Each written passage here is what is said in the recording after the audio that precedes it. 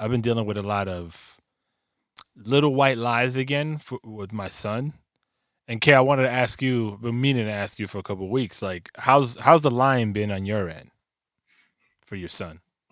Not you Uh, personally, because I know you lie all the time, but your son. yeah. Uh, yeah. For him, I think it's been good. I think it's been all right. I mean, we had a stretch where there was nothing, at least that we knew of, and then we caught him out there maybe about a month ago. Like it was weird because he did something happened. I can't really remember fully what it was, but something happened at school, and when we picked him up, he started saying, like, giving a version of the story, but not giving the full story. And the story didn't really add up. It was like, well, this is, what do you mean the teacher said something to you, but you weren't involved? Or, it was just convoluted. And so we started poking more holes and just asking questions until it was finally, he finally then gave up the goods of like, all right, this is what really happened. And then it was like, well, why did you lie? If this is what happened, What does he you tell you? know, Because that's literally the question. Like, I'm not even. I get upset when it happens, but I'm not like, all right, now there's a repercussion. I don't jump right to like a consequence. I'm trying to really figure out like what's triggering your lying. yeah, it's the fact of knowing that you're gonna get in trouble or get a consequence. Right. But we're trying to tell him like, yo, we're probably gonna 9 times out of 10, we're probably gonna find out that you told a lie. So now your consequence is gonna be even worse because you lied. And then it's gonna be harder for us to trust you. And then you gotta rebuild, trust and all this kind of stuff. And it's it's really just trying to hammer home to him like, yo, like you're gonna make mistakes and you're gonna fuck up, and there's gonna be times where you're just gonna get in trouble. So you might as well just own it and be, if you're gonna make a mistake, you might as well just be able to handle it and handle what comes with it. Because if you try to cover it up, you're gonna get caught and it's gonna be even worse. And that's, I mean, I know there's gonna be more and more. Yeah. It's like with him, it seems like he'll get it, and then I don't know, maybe a month from now we'll have another incident like that. It's not like he's. I don't think he. I don't think it's his mission to want to lie. I think it's more of just like the fear of getting in trouble. But we also tell him like, yo, it's not like we're not necessarily the parents who are like the super disciplinarians. We don't. It's not like we're going out of our way to get him in trouble or give him a consequence for things. If anything, I'd rather not give consequences and stuff because it kills our fun too. You Yeah. know what I mean? So Yeah. I was.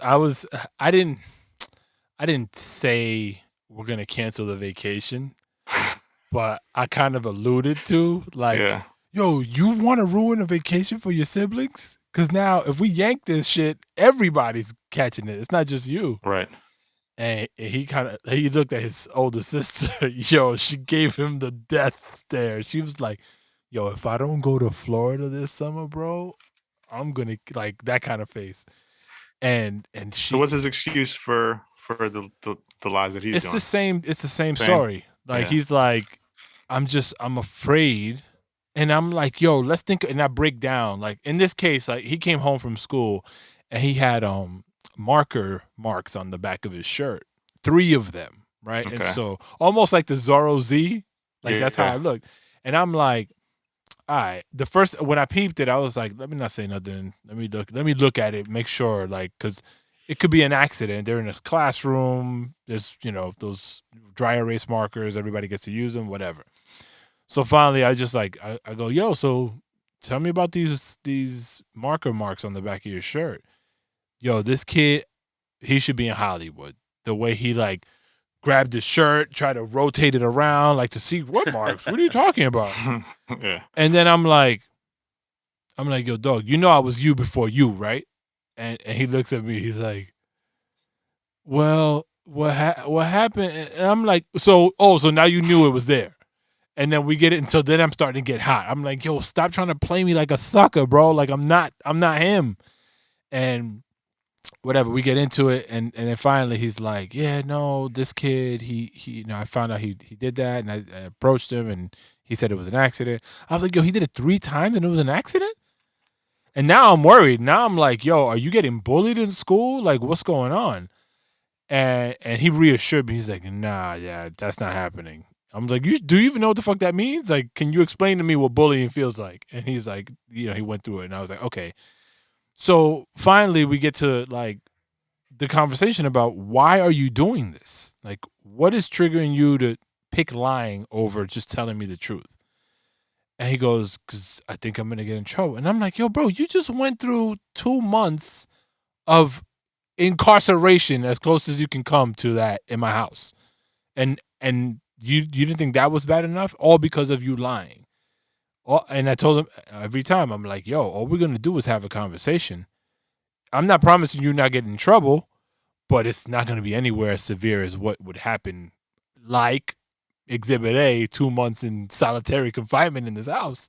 Like, it won't be that bad if you tell me the truth.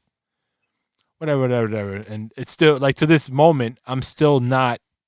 I'm not satisfied with his responses or why he's choosing to do that. So it's That'd be been scary. yeah, but to your same point, I don't get the vibe like this is his mission either. Yeah. But it's like, I feel like if I don't address it or we try to course correct, like, it could become that. Well, the scary part about the whole thing is just, and we tell our son is like, look, as you get old or whatever, I don't, these things could happen at any age, but it's like, if you get into some real serious trouble, like, we're the ones that you need to be able to come to and tell the truth so that we can actually help you. No one else is going to help you. We're the ones that are going to be able to help you.